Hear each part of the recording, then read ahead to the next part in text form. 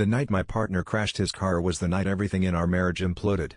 He stumbled through the front door, blood trickling down his temple, and when I asked what happened, he just stared at me blankly and whispered, "Who are you?"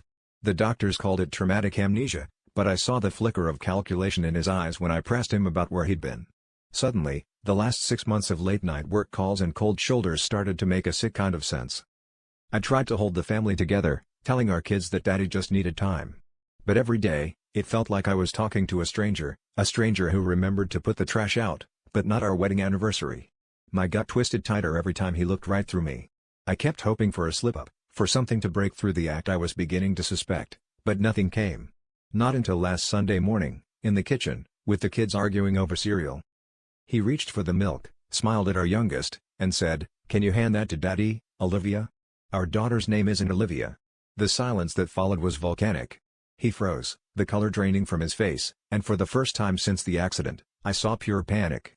I asked, "Who's Olivia?" And he just stood there, stuttering, the mask slipping. Later that night, after the kids were asleep, he admitted everything. The cheating. The affair with Olivia. The fake amnesia, desperate to dodge the consequences.